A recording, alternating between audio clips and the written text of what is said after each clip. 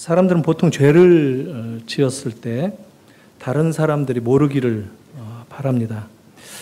그래서 사람들에게 자기 죄를 감추기 위해서 거짓말을 하고 또 속이고 또 더 나아가서 이제 수단과 방법을 가리지 않고 사람을 죽이기까지 하는 그런 일들도 저지르는 것을 봅니다.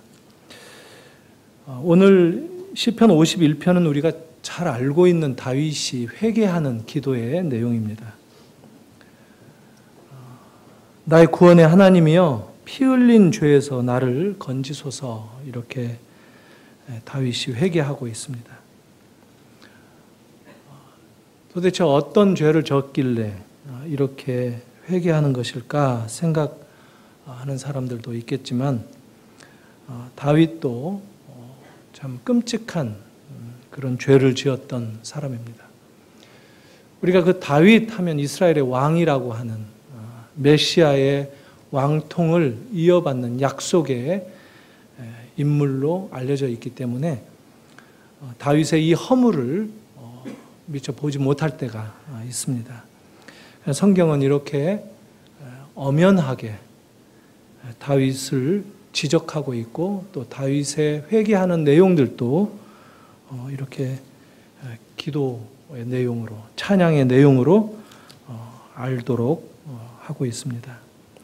다윗이 이스라엘의 왕이 되었을 때, 왕으로서 모든 것을 가지고 있었을 때 사람들의 눈을 가릴 수 있기만 하면 다 되는 줄 알았던 그런 상황 가운데에서 죄를 행하였습니다. 그리고 그 죄악을 숨기기 위해서 마침내 살인을 하게 되었고 자기의 가장 충직스러웠던 부하 우리아를 죽이고 또 그의 아내였던 밧세바를 아내로 맞이하기까지 하는 죄를 범하였습니다. 그가 한 가지 잊고 있었던 것이 있다면 하나님의 눈을 잊고 있었습니다. 다윗은 나단 선지자가 죄를 고백하기까지 하나님 앞에서 죄를 범했다 하는 것을 까맣게 잊고 있었습니다. 우리가 종종 사람들과의 관계 속에서 우리의 삶을 몰두하다 보면 하나님과의 관계의 이 조명을 잊어버릴 때가 있습니다. 하나님의 시선을 가지고 내 인생의 문제를 들여다보는 것을 소홀히 할 때가 있다 하는 것입니다. 다윗도 바로 자기의 문제를 하나님과의 관계 속에서 미처 보지 못하다가 나단의 지적을 통해서 비로소 보게 되었습니다. 그래서 오늘 이 시편 51편에서 회개하는 이 구절들은 하나님 앞에서 자기의 문제를 다시 들여다보고 있는 그대로 진정하게 회개를 시도하는 그런 내용으로 구성되어 있습니다. 비로소 다윗은 하나님께서 원하시는 것이 이 죄를 덮기 위한 제사를 드리는 그런 것이 아니라, 희생 제사를 원하는 것이 아니라 인간의 진정한 중심의 변화, 상한 심령, 통회하는 마음인 것을 깨닫고 오늘 기도하고 있습니다. 주께서는 제사를 기뻐하시지 않는다. 그렇지 않더라면 내가 제사를 드렸을 것이다. 그러나 주님은 번제를 기뻐하지 아니하시나이다. 주께서 구하시는 제사는 상한 심령이라. 하나님이여 상하고 통회하는 마음을 주께서 멸시하지 아니하시리이다. 16절 7절에서 그렇게 고백합니다. 회개라고 하는 것은 바로 이 마음의 진정한 변화를 뜻하는 겁니다. 메타노이아라고 하는 회개를 뜻하는 헬라 말이 영락없이 그 의미를 담고 있습니다. 메타라고 하는 말은 넘어선다라는 뜻이고 돌이킨다라는 것입니다. 변화시킨다라는 뜻도 있습니다. 노이아라고 하는 그 누스에서 나온 말인데 그것은 정신, 인간의 마음이라는 뜻입니다. 인간의 마음을 송두리째 변화시키는 것, 마음의 중심을 방향을 바꿔주는 것, 이것을 회개라고 하는 단어가 뜻하고 있습니다. 오늘 이 말씀은 사무엘 하에 나오는 12장 그 이야기와 더불어서 조명을 하면 훨씬 더 잘 이해될 것입니다. 제가 사무엘 하 12장을 좀 길지만 1절부터 15절까지 좀 여러분들에게 읽어드리겠습니다. 사무엘 하 12장 1절부터입니다. 여호와께서 나단을 다윗에게 보내시니 그가 다윗에게 가서 그에게 이르되 한 성읍에 두 사람이 있는데 한 사람은 부하고 한 사람은 가난하니 그 부한 사람은 양과 소가 심히 많으나 가난한 사람은 아무것도 없고 자기가 사서 기르는 작은 암양 새끼 한 마리뿐이라. 그 암양 새끼는 그와 그의 자식과 함께 자라며 그가 먹는 것을 먹으며 그의 잔으로 마시며 그의 품에 누움으로 그에게는 딸처럼 되었거늘 어떤 행인이 그 부자에게 오매 부자가 자기에게 온 행인을 위하여 자기의 양과 소를 아껴 잡지 아니하고 가난한 사람의 양 새끼를 빼앗아다가 자기에게 온 사람을 위하여 잡았나이다 하니 다윗이 그 사람으로 말미암아 노하여 나단에게 이르되 여호와의 살아계심을 두고 맹세하노니 이 일을 행한 그 사람은 마땅히 죽을 자라. 그가 불쌍히 여기지 아니하고 이런 일을 행하였으니 그 양 새끼를 4배나 갚아주어야 하리라 한지라. 나단이 다윗에게 이르되 당신이 그 사람이라. 이스라엘의 하나님 여호와께서 이와 같이 이르시기를 내가 너를 이스라엘 왕으로 기름 붓기 위하여 너를 사울의 손에서 구원하고 내 주인의 집을 내게 주고 내 주인의 아내들을 내 품에 두고 이스라엘과 유다 족속을 내게 맡겼느니라. 만일 그것이 부족하였을 것 같으면 내가 내게 이것저것을 더 주었으리라. 그러한데 어찌하여 내가 여호와의 말씀을 업신여기고 나보기에 악을 행하였느냐. 내가 칼로 햇사람 우리아를 쳐서 암몬 사람의 칼로 죽이고 그의 아내를 빼앗아 네 아내로 삼았도다. 이제 내가 나를 업신여기고 햇사람 우리아의 아내를 빼앗아 내 아내로 삼았은즉 칼이 내 집에서 영원토록 떠나지 아니하리라 하셨고 여호와께서 또 이와 같이 이르시기를 보라 내가 너와 내 집에 재앙을 일으키고 내가 내 눈 앞에서 내 아내를 빼앗아 내 이웃에게 주리니 사람들이 내 아내들과 더불어 백주에 동침하리라. 너는 은밀히 행하였으나 나는 온 이스라엘 앞에서 백주의 이 일을 행하리라 하셨나이다 하니 다윗이 나단에게 이르되 내가 여호와께 죄를 범하였노라 하니 나단이 다윗에게 말하되 여호와께서도 당신의 죄를 사하셨나니 당신이 죽지 아니하려니와 이 일로 말미암아 여호와의 원수가 크게 비방할 거리를 얻게 하였으니 당신이 낳은 아이가 반드시 죽으리이다 하고 나단이 자기 집으로 돌아가니라.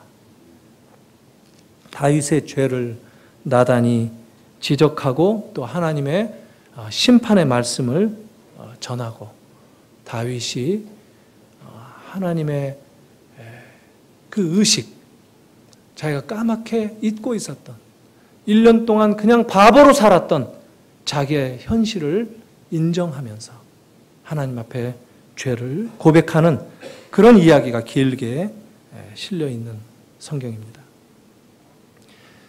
이 사무엘 12장은 아주 유명한 밧세바 사건을 두고 한 말입니다.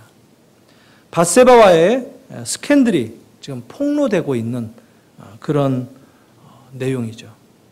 나단이 다윗을 찾아와서 지적하고 있었는데 아마도 이미 다른 많은 이스라엘 사람들이 이 다윗의 궁이 있는 다윗성이라고 하는 예루살렘 그곳에 많은 사람들은 정작 다윗만 모르는 채 수근수근 거리면서 그 사실을 이야기하고 있었을 것으로 생각이 됩니다.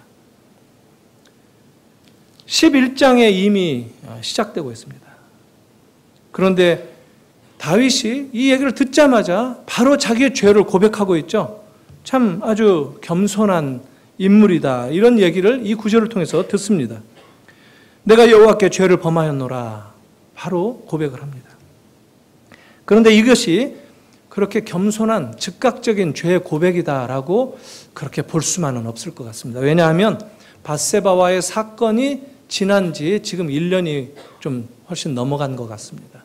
아이가 벌써 낳아서 자라고 있고 그런 상황 가운데에 지금 이 일이 진행되고 있었습니다. 벌써 1년 이상의 갭이 있었고 그 사이에 다윗이 문제를 덮고 가려는 의지가 너무 강했기 때문에 사람을 죽이기까지 했었고, 이런 우여곡절을 계속 겪었기 때문에 아마도 오늘 본문 시편 51편은 한참 후에 그의 진상을 그가 하나님의 말씀에 비춰 다시 한번 돌아보고 진심으로 회개하는 그런 일이 있었지 않았겠는가, 이렇게 생각이 됩니다. 이 사건은 우리 모두가 잘 알고 있는 사건입니다. 다윗과 밧세바 사건이죠. 그래도 성경 이야기를 이해한다는 의미에서 간단하게 이 사건을 한번 정리해 보도록 하겠습니다. 어느 날 다윗이 궁궐에서 잠을 자다가 깨어서 옥상을 산책하던 중에 목욕하는 한 여인을 발견합니다. 우리아의 아내 밧세바였습니다. 우리아는 다윗의 최고 충신 가운데 한 사람이었죠. 다윗은 바로 밧세바를 범하고 자기 신복의 아내를 범한 것이죠. 그리고 임신 사실을 듣게 되었습니다. 난처했겠죠. 그래서 다윗은 우리아를 전쟁에서 불러들여서 술을 먹이고 집에 돌아가서 자기 아내와 동침할 것을 유도합니다.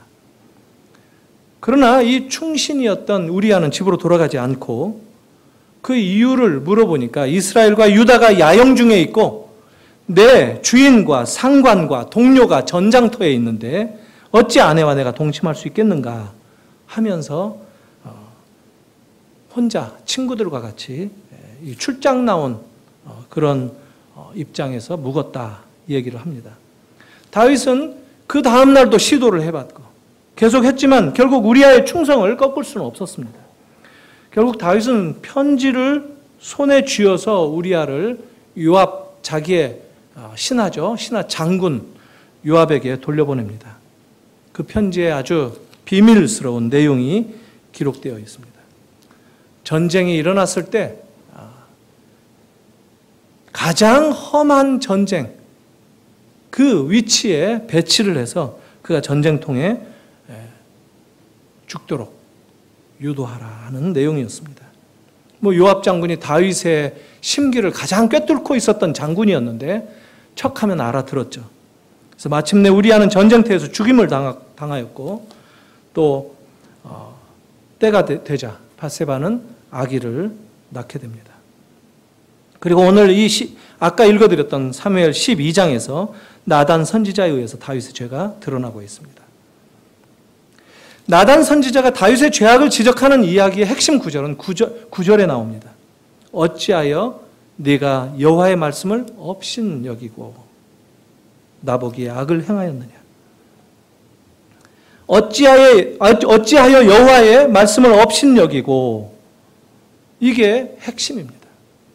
다윗의 범죄는 밧세바를 얻기 위해서 우리아에 대해서 저질렀던 범죄이기도 하지만 더 중요한 것, 더 나아가서는 하나님이 지적하는 죄의 본질은 바로 하나님의 말씀을 업신여겼다 하는 겁니다. 하나님을 우습게 여겼다. 하나님을 경멸했다 하는 겁니다. 죄를 짓는 근거나 이유가 바로 그것입니다. 사람들은 둘로 나뉘어서 이해할 수 있습니다. 하나님을 경외하는 사람이 있는 반면에 하나님을 업신여기는 사람이 있습니다. 두 종류의 사람이 이 세상을 살아간다라고 얘기할 수 있습니다.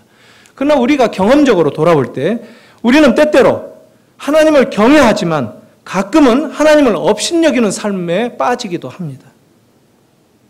그 이유는 바로 하나님을 망각할 때, 하나님의 말씀을 까먹을 때 우리도 모르게 한심한 지경에 빠진다 하는 것입니다. 우리가 죄를 범하는 이유는 하나님을 망각할 때, 하나님을 업신여길 때다. 성경은 이렇게 지적합니다. 우리가 하나님의 말씀을 주야로 묵상해야 하는 이유가 바로 이것입니다. 범사에 하나님을 의식해야 하고 모든 살아가는 삶의 순간 동안 하나님과 동행한다는 것을 잊지 말아야 하기 때문입니다.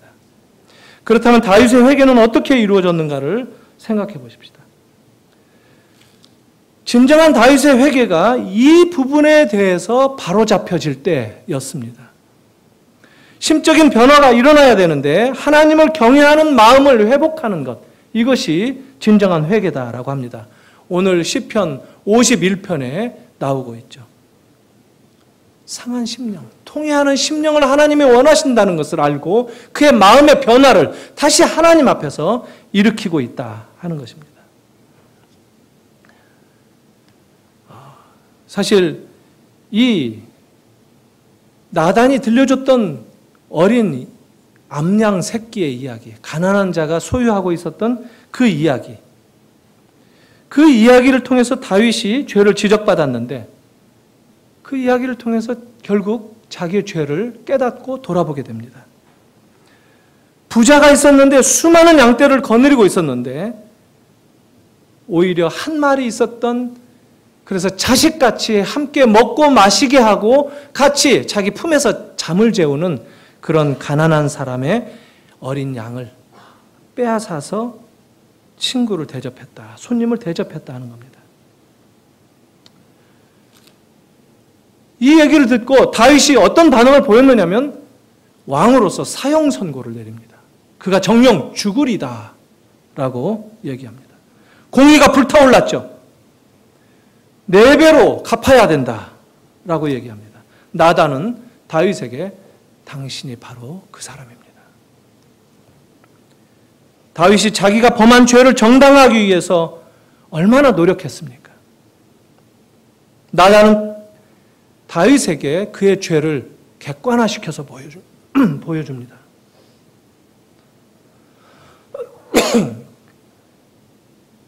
당신이 스스로 자기 죄를 있는 그대로 보지 못하니까 다른 사람의 이야기를 들려주면서 자기 죄를 보도록 아주 지혜로운 노력을 통해서 이야기를 들려준 것입니다. 보통 사람들은 자기가 한 짓은 자꾸 이렇게 정당화하고 작게 만들고 약화시키려는 경향이 있습니다. 이럴 때 참 우리 모든 사람이 죄인이다 하는 것을 알고 있죠.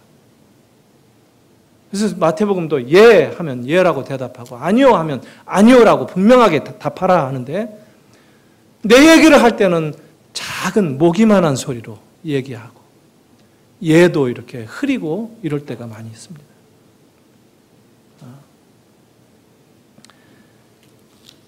똑같은 일을 다른 사람이 했다 할 때는 큰 소리로 얘기합니다. 크게 꾸짖습니다. 저는 오늘 이런 원리에 근거해서 우리 교회가 하나의 문화를 만들었으면 좋겠습니다. 내 잘못은 내가 좀 크게 꾸짖고 인정하는 문화, 다른 사람이 잘못한 것들은 덮어주는 문화, 이런 것들을 좀 하나하나 노력해 갔으면 좋겠습니다. 나단의 지적에서 우리가 알아야 할 아주 중요한 점은 다윗의 죄가 사람에게 한 것이라기보다 하나님을 업신여겼다 하는 것이었다는 것입니다. 다윗의 죄는 본질상 자기가 왕이었다라고 하는 왕이 갖는 그 힘의 과시였습니다. 파워의 문제였습니다. 도덕적인 문제를 떠나서 인간 본질이 추구하는 그 힘의 권력의 문제였다 하는 것입니다. 자기가 가지고 싶은 것은 가질 수 있고 가져도 된다라고 생각하는 그런 문제였습니다. 누구도 자기를 제지할 수 없다. 이런 왕으로서의 아주 당당함과 아주 뻔뻔함을 가지고 있었을 때 그가 죄를 범했다는 것입니다. 몇 차례 제가 말씀드린 적이 있지만 니체도 인간의 본질을 권력을 향한 의지다 이렇게 얘기했는데 그것은 아주 옳은 지적이라고 생각합니다. 더 많은 권력을 가지기 위해서 노력하는 인간을 지적한 것이죠. 우리 인간은 근본적으로 힘을 추구한다는 것입니다. 이 힘은 요즘에는 또 돈에서 힘이 나온다라고 생각을 합니다. 돈이면 뭐든지 다 된다라고 생각을 합니다. 돈이 있으면 파워가 생긴다라고 믿습니다. 돈이 있으면 사람들이 머리 숙이고 자기에게 긴다. 돈이 곧 파워다. 이런 것들을 실감하면서 나이가 들어갈수록 그것을 절감하면서 돈을 추구하는 인생들로 우리가 살아갑니다. 사람들이 그 파워를 원합니다. 명예도 돈 앞에서는 아무것도 아닙니다. 누구도 돈을 향한 이 집착을 멈추게 할 수가 없다 하는 겁니다. 하지만 사람의 입장에서는 이런 것이 가능하지만 우리 모두가 하나님의 권세 아래 있다는 것을 알아야 된다는 겁니다. 왕도 그가 왕으로서 모든 것을 다 할 수 있다고 하지만 그를 왕으로 세우신 분이 하나님이라는 것을 잊어서는 안 되는 것입니다. 그것을 잊는 것이 바로 업신여기는 것이다 하는 것입니다. 다윗도 하나님께서 왕으로 세워주셨습니다. 나단이 지적하는 얘기 가운데 내가 너에게 이것저것 많은 것을 주지 않았느냐? 사울의 그 위험 가운데서 너를 내가 일으켜서 구원하여서 왕으로까지 세웠다. 네가 더 필요하였다면 내가 이것저것 더 많은 것을 주었을 것이다. 충분히 너를 주었다라는 것입니다. 그런데 그는 하나님이 자기 위에 있다는 것을 잠깐 잊어버렸던 것입니다. 이 왕 할 때 사용되어지는 이 king, 이 K자는 스몰 k입니다. 다윗도 스몰 k입니다. 이 캐피탈 대문자 K를 사용한 왕은 오직 하나님밖에 없습니다. 우리가 이것을 이 세상에 살면서 망각할 때가 많다는 겁니다. 교회의 주인은 하나님 한 분밖에 없습니다. 담임 목사가 있다 할지라도 여러분 진정한 의미에서 담임 목사는 하나님이십니다. 우리가 이것을 알고 살아가는 것이 중요한 것입니다. 우리는 다만 하나님의 도구일 뿐입니다. 하나님 우리를 쓰시는 제목감입니다. 필요하시다면 하나님이 우리를 불로 태워서 불쏘시개로 삼는 그런 하나님의 도구에 지나지 않는다는 겁니다. 그러니 내 뜻을 과시하거나 내가 내 뜻을 관철하기 위해서 다른 사람을 어렵게 한다 하는 것은 옳지 않은 일입니다. 이것을 망각하면 하나님이 주인 되는 그 자리에 자기가 주인 되는 그런 모습에 빠지게 되는 겁니다. 다윗도 순간적으로 하나님을 망각했을 때 이런 죄를 저질렀습니다. 아까 읽어드렸던 사무엘하 12장 그 앞장에 보면 1절에 이런 이야기가 나옵니다. 그 해가 돌아와 왕들이 출전할 때가 되매 다윗이 요압과 그에게 있는 그의 부하들과 온 이스라엘 군대를 보내니 그들이 암몬 자손을 멸하고 랍바를 에워싸고 다윗은 이스라엘의 예루살렘에 그대로 있더라. 왕은 그때 당시에 군대를 이끌고 나가야 되는 사람입니다. 근데 지금 살만하니까 좀 이루었다라고 싶으니까 자기는 예루살렘에 있고 요압 자기 부하 장군을 앞세워서 보냅니다. 더 기가 막힌 것은 나중에 이 랍바를 함락시키고 난 다음에 그게 12장에 나옵니다. 12장 말미에 나옵니다. 쳐서 점령하고 이 요압이 사람들을 보내서 당신이 와서 점령한 이 성읍을 당신이 점령한 것처럼 테이프를 끊으시오 하고 부르니까 다윗이 또 갑니다. 다윗의 인생이 그렇게 살았다는 겁니다. 사실 한국의 많은 담임 목회자들이 그런 모습들을 보일 때가 있습니다. 겸손을 이렇게 좀 보여주고 하는 것을 망각할 때가 참 많이 있죠. 저도 그럴 수 있습니다. 제가 영국에서 우리 양용희 목사님이라고 제 선배 목사님하고 같이 몇 년을 한 학교에서 같은 학교에서 내준 집 이웃에서 살았는데 그 학교에서 학장 60이 넘으신 원로시고 세계적인 학자 마태복음의 권위자였던 이 딕 프랑스라고 하는 그분이 학장으로 계시는데 학장이면 얼마나 권위가 높습니까? 그것도 옥스퍼드의 한 컬리지를 책임지고 있는 학장인데 그분이 신입생이 새로 외국에서 저 아프리카에서 멀리 이 까만 사람이 이민 가방 같은 큰 짐을 바리바리 들고 학교에 도착을 했습니다. 학교가 다 큰 나무 대문으로 철커덕 잠그게 되어 있어서 이 번호를 모르면은 못 들어가죠. 그래서 누르면은 들어가는데 뭘 눌러야 되는지 망설이고 있던 중에 안에서 이 학장님이 나가다가 마주쳤습니다. 처음 보는 학생인 거예요. 너 누구냐? 어디서 왔냐? 아, 그러냐 하고, 그럼 나도 너 올 줄 알고 있었다. 네 방이 저 3층 어디 있는 거 내가 알고 있다. 같이 가자 하고 그 짐을 바리바리 그 노인분이 들고 낑낑대면서, 그 학교가 옛날 건물이기 때문에 100년도 더 된 건물이기 때문에 계단이 복잡합니다. 우로 꺾고 좌로 꺾고 골목골목 돌아서 가는 그런 미로 같은 그런 건물을 이렇게 가는데, 그걸 들고 가는 것을 마주쳤습니다. 저희들이 얘기하다가. 그래서 학장님 우리가 들겠습니다 하고 뺐는데, 무슨 말이에요? 괜찮다. 들고 가는데, 그것을 이제 저녁 시간에 차를 마시면서 이 선배님하고 저하고 같이 얘기를 합니다. 우리들이 많이 배워야 되지 않겠느냐. 우리가 좀 본받아야 되지 않겠느냐. 우리 한국에서 저런 학장님을 우리가 본 기억이 있느냐. 저도 없습니다. 나도 없다. 양 목사님 저한테 얘기를 하셨습니다. 목사님, 우리는 한국에 가면 어떻게 될지 모르지만, 우리는 학장도 될 수도 없고 그럴 수 있지만, 저런 삶을 본받고 삽시다. 권위적이고 거들먹거리고 목에 힘을 주고 그런 리더십을 발휘하는 것이 아니라 겸손하고 섬기고 가방 들어주는 그런 리더십을 우리가 꼭 실천합시다. 복음은 우리가 알고 입으로 고백하는 것이 복음이 전부가 아니에요.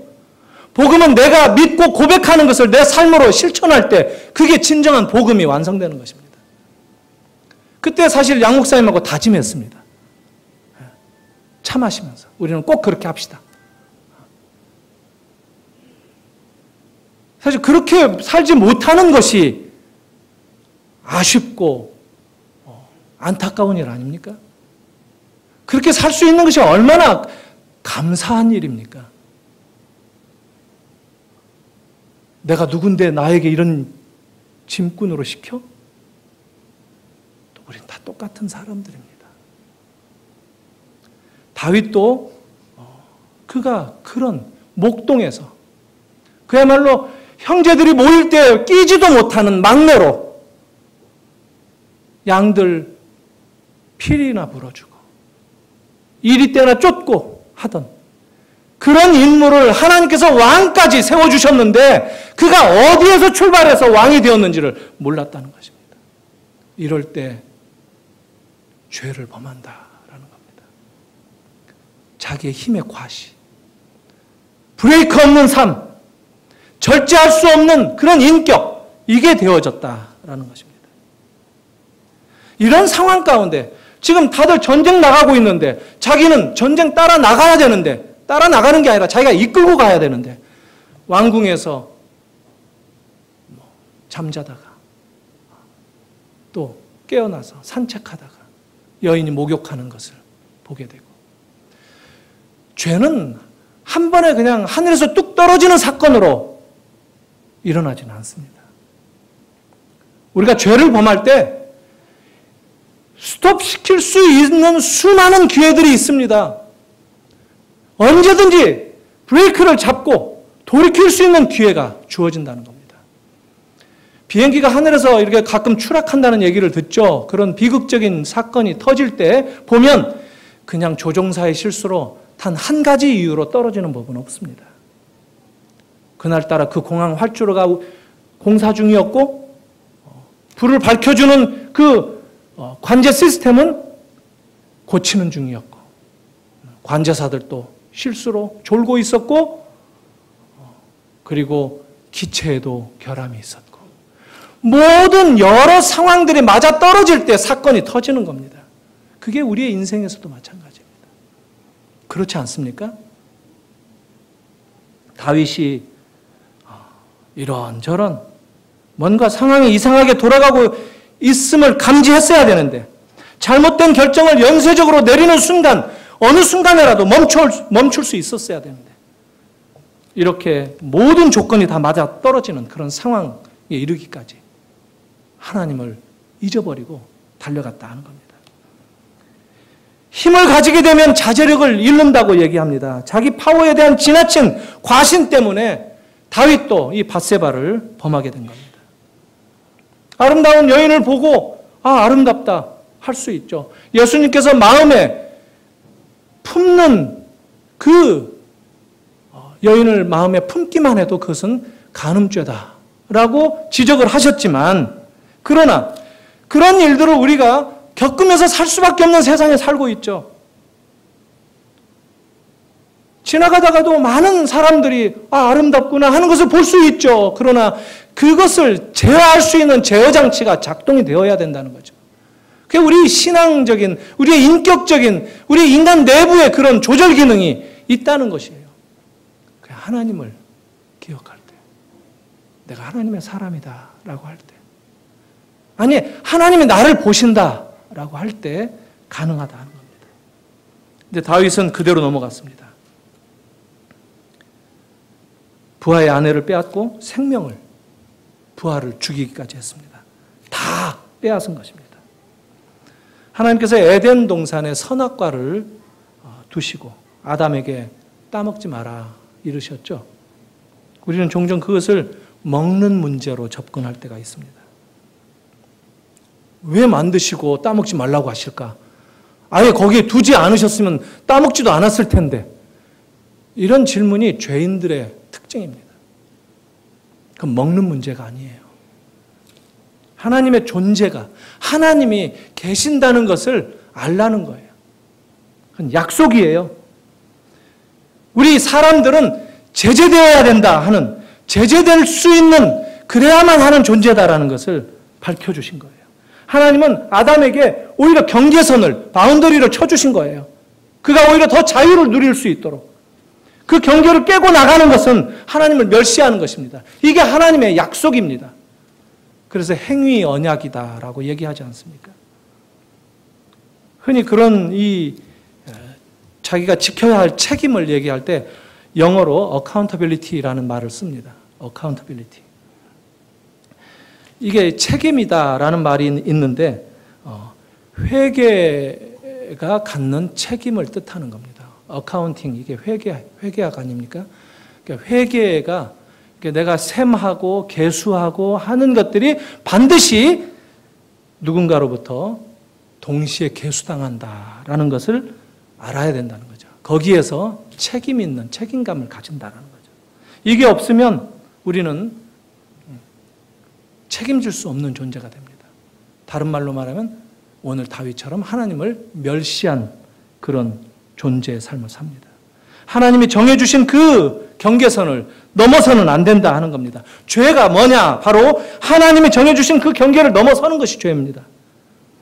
하나님이 경계를 해주셨는데 그것을 멸시했고 내가 지금 이런 삶의 현실에 처해 있구나.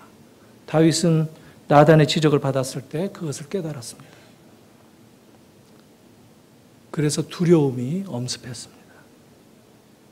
하나님의 그 마음을 그리고 하나님의 뜻을 저버렸던 자기의 죄악을 보고 마음이 떨리기 시작했습니다.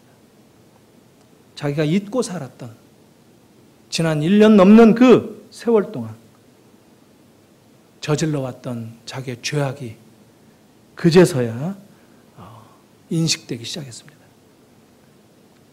자기 상황이 두렵고 하나님이 의식되기 시작된 것이죠. 하나님께 범죄했다 하는 것을 다윗이 깨닫게 되었습니다. 우리가 기도를 누구한테 하죠? 하나님께 우리가 기도합니다. 우리가 누구 앞에 섭니까? 하나님 앞에 섭니다. 우리가 살아가는 삶의 자리가 하나님 앞이다라는 것을 잊어서는 안 됩니다. 하나님의 심판을 두려워해야 되는 이유가 그것입니다. 이게 아주 중요합니다. 우리가 지금 죄를 졌을 때 떨리는데 무엇을 보고 떱니까? 십자가를 보고 떨어야 한다 하는 것입니다. 하나님의 심판이기 때문에 우리의 죄를 대상으로 하나님의 진노를 쏟아 부으신 곳이 바로 십자가입니다. 처절하게 피를 쏟아붓고 온몸이 말라서 죽어가게 되는 그런 비참한 지경으로 하나님이 심판하셨다는 것입니다. 그것은 바로 내 죄 때문이다 하는 겁니다. 그러니 이 심판의 십자가를 보면서 우리가 두렵고 떨리는 마음을 가져야 되겠고, 그러는 순간 우리는 다시 놀라게 됩니다. 왜냐하면 십자가에 복음이 있는 것을 발견합니다. 그 심판이 십자가를 통해서 이루어졌지만 그 심판은 나를 용서하시기 위해서 베푸셨던 심판입니다. 십자가 때문에 제가 용서받았다라는 것을 확인할 수 있습니다. 십자가는 진노이면서 동시에 심판입니다. 용서입니다. 십자가는 하나님의 심판이면서 하나님의 구원입니다. 이게 우리가 회개할 근거입니다. 우리가 어떤 자리에 있을지라도 하나님 앞에 나갈 수 있는 근거가 바로 하나님의 사랑입니다. 우리를 용서하시고 우리를 구원하시고 우리에게 사랑으로 간섭하시는 그 하나님 앞에 우리가 나아갈 수 없는 그 조건은 없다 하는 것, 이것을 아는 것이 진정한 회개입니다. 나단은 다윗이 그 회개하는 말을 합니다. 그럴 때 참 그 구절이 놀라운 구절로 연결되고 있습니다. 다윗이 나단에게 이르되 내가 여호와께 죄를 범하였노라, 이렇게 자기 죄를 고백합니다. 사무엘하 12장 13절 말씀이죠. 근데 내가 여호와께 죄를 범하였노라 하매 나단이 다윗에게 말하되 여호와께서도 당신의 죄를 사하셨나니. 그 말 떨어지기가 무섭게, 마치 내가 죄를 졌습니다 라고 죄를 인정하는 순간을 기다렸던 것처럼, 뭔가를 말하기 위해서 그 말만 떨어지기만 기다렸던 것처럼 다윗의 말이 떨어지기가 무섭게 나단이 하나님이 당신을 용서하셨다 얘기를 합니다. 하나님의 사랑을 얘기합니다. 죄가 고백되어지는 그 터져나오는 순간을 기다렸던 하나님처럼 나단이 얘기합니다. 저 같으면 이렇게 죄를 고백하는 다윗에게 1년 후쯤 한번 봅시다. 당신 말이 진짜 아닌지 한번 봅시다. 아니면 적어도 다음 주에 다시 한번 만납시다. 이렇게 얘기할 것 같아요. 그런데 나단은 그 다윗의 떨려 나오는 고백을 듣는 순간 죄 용서를 선포해 버립니다. 하나님의 진노와 또 하나님의 거룩하신 모습, 동시에 하나님의 은혜와 하나님의 사랑을 함께 보여주는 대목입니다. 우리도 이것을 함께 볼 수 있어야 됩니다. 그럴 때 우리의 모습을 정직하게 들여다볼 수 있고 하나님 앞에 정직하게 인정할 수 있을 것입니다. 두려워하지 마십시오. 하나님은 어차피 우리 죄인을 사랑하신 분 아닙니까? 우리의 죄들은 어찌 보면 흉악한 죄도 있을 것이고 또 작은 거짓말, 바늘 같은 그런 작은 것에 지나지 않는 그런 죄악도 있겠지만 우리의 죄는 도토리 키재기입니다. 하나님 앞에 나아가게 되면 하나님은 그 경중을 따지지 않고 용서를 선포해 주십니다. 하나님에게 죄 용서를 스스로 피하는 것만큼 어리석은 사람들이 없습니다. 우리가 삶의 현실 속에서 얼마나 많이 그런 것들을 봅니까? 자기 정당화, 자기 죄의 합리화, 그리고 내 빼고 덮기 위해서 더 큰 죄를 저지르는 그런 모습들을 얼마나 많이 봅니까? 다윗은 그런 면에 있어서 죄 회개의 참된 모범을 보여주는 사례라고 볼 수 있습니다. 사랑하는 성도 여러분, 하나님께서 다윗이 회개하는 순간, 그 회개의 진정성을 확인하는 순간, 그의 상한 심령, 통회하는 마음의 변화를 인정하는 순간 하나님은 용서를 선언하셨습니다. 회개를 통해서도 하나님의 사랑을 경험할 수 있다라는 것입니다. 회개하는 것을 통해서도 하나님의 영광을 우리가 참여할 수 있다는 것입니다. 이거보다 더 복된 복음의 말씀이 어디 있습니까?